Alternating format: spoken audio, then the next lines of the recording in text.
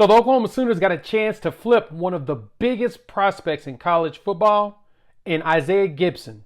He's the high schooler number 4 player out of the state of Georgia, top 50 player in the country, arguably the top edge out there. I think he's in the top 5 with a few of the sites. So the Oklahoma Sooners have a chance to flip one of the best edges in high school in 2025.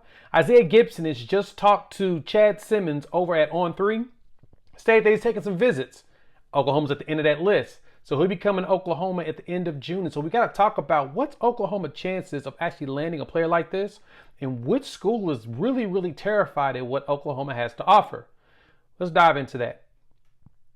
Before we do that, welcome to Sooner or Later Sports. I'm your host, Jay. Thank y'all for pulling up to the channel. Let's talk about it. Isaiah Gibson talking to Chad Simmons, telling him who he's going to visit.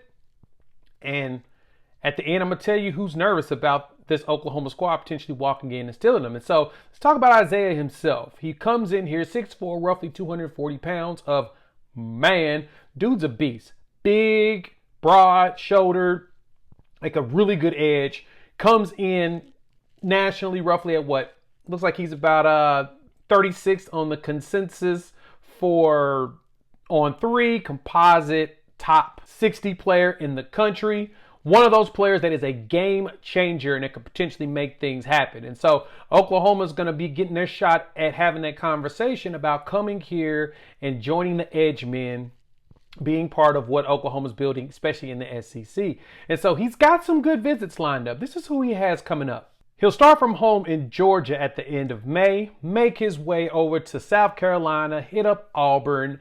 He'll go the next weekend down to Florida, and he'll wrap up his official visits in June with Oklahoma. So coming from the 21st to like the 23rd. And so he'll be down there for one of the big weekends and recruiting weekends, the Champion Barbecue weekend that Oklahoma's going to be hosting. And it appears that he has some actual interest in Oklahoma.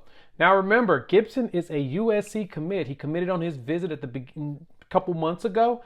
And so because of that, everybody has really been after him to get him to flip.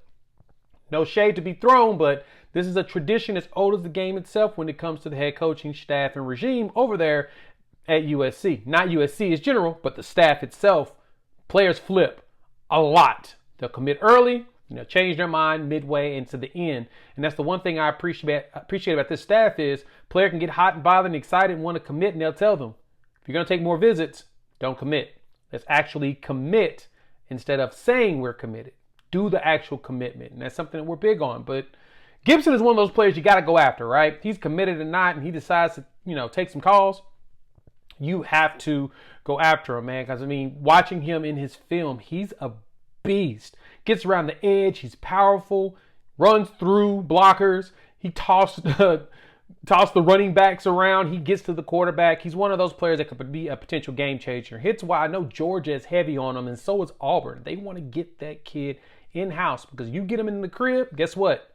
You got a chance of landing his commitment. And so USC is definitely nervous, though, about all these teams. They may tell you that they're confident, but the way that a lot of these schools, especially Georgia and Oklahoma as of late, have been coming on strong with some of these players, they're seeing the vision of what they're building on the defensive side. And when this season goes down and Oklahoma really shows you what they're doing with Brent Venables and his staff, players are going to try their hardest to get on there because they want the opportunity to play, opportunity to compete, and opportunity to be developed going into the pros. And so the track record is there for what Oklahoma has done with this staff. The coaches on the defensive side have done it. They have a proven track record from their past. We expect them to continue that tradition on. And so if Oklahoma can get Gibson to go ahead and stick to that commitment and pull up to Oklahoma at the end of June, it's a good chance Oklahoma has at flipping him because he's always liked Oklahoma. I talked about him in another video before. He has a thing for Oklahoma. The big thing is now is closing and sealing the deal and getting him to shut that bad boy down. So y'all let me know how y'all feel. Jump in the conversation, hop in the comments, let your boy know your thoughts. How you feel about Gibson coming to town? Think Oklahoma got a chance of winning his services? I know I do. You made it this far, you like the content, please hit that like button if you're new to the channel, subscribe. Love for you to join this family of college football fans, talking OU football, college football in general, having a blast doing it. So if you missed out any of our other videos around some of the commitments and some of the potential recruiting update recently, check out that video here on the screen because it's definitely worth your time. We'll talk soon. Peace.